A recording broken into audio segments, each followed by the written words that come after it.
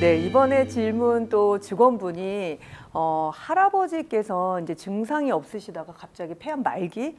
폐암은 저도 들어봤는데 이 증상이 없다가 발견이 되면 바로 3기, 4기 이렇게 진단받는다고 하시더라고요. 그래서 이제 얼마 후에 돌아가셔서 폐암은 가족력이 있는 경우 유전이 될지 좀 걱정을 하는 직원분이세요.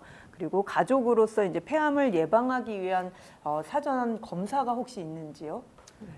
제가 대표님한테 질문 하나만 드려볼게요. 네, 쉬운 걸로 네. 해주세요, 교수님. 폐암의 초기 증상이 어떤 게 있을까요? 기침? 또요? 그거 하나만 있나요? 기침하고 또 기침? 기침? 네, 폐암이 아까도 이제 처음에 대표님이 얘기했지만 진단이 늦어지는 이유는 증상이 없어서 그래요.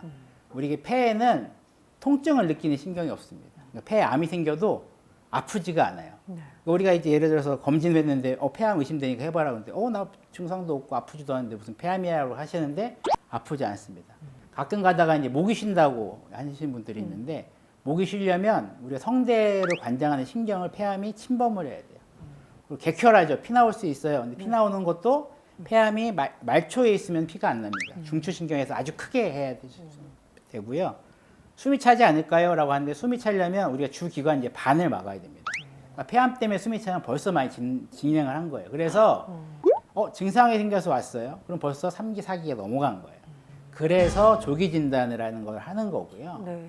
조기 진단은 폐암이 있는지 없는지를 보려면 어떻게 해야 될까요? 그러면 그렇게 말씀하시잖아요.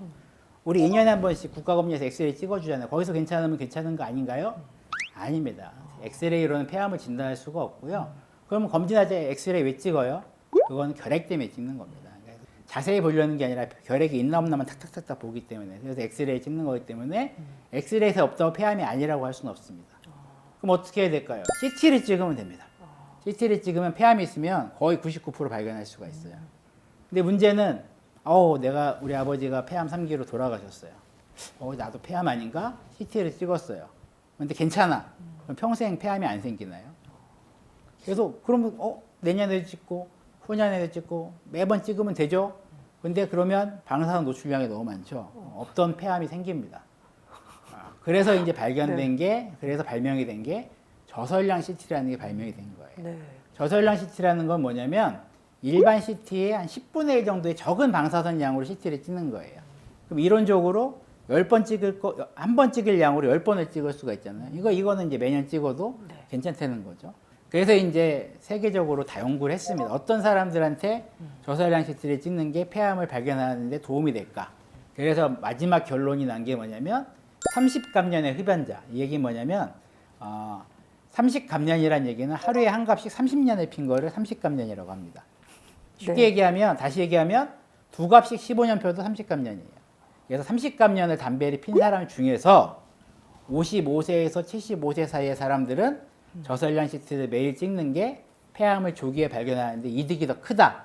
그래서 그 사람들한테만 지금 하라고 권고가 되어 있습니다. 그래서 우리나라도 폐암 검진 시작된 지가 한 3, 4년 됐거든요. 그래서 이제 일반 검진할 때 2년에 한 번씩 담배를 30감년 이상 핀 55세에서 74세 사이의 남자들한테는 폐암 검진을 받아라라고 이제 하고 있습니다.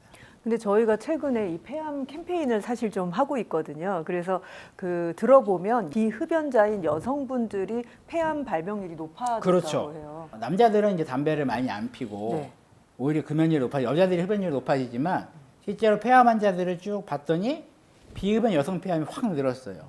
이게 왜 늘었을까? 그러니까 옛날에는 담배 피면 폐암 생기고 안 피면 안 생긴다고 생각했지만 그렇지는 않고요.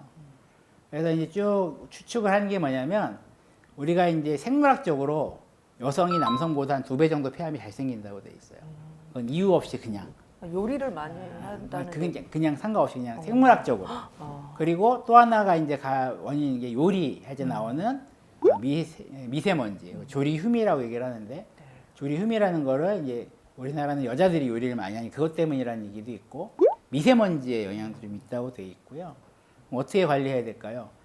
가능성을 가장 줄이는 방법으로 가야 됩니다. 그러니까 폐암을 높일 수 있는 가능성. 담배는 안 피워야 되고요.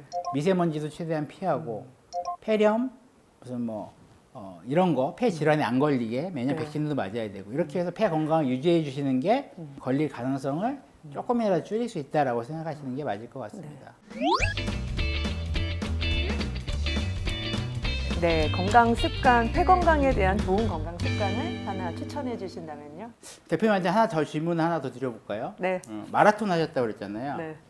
마라톤을 열심히 하면 폐활량이 늘어날까요?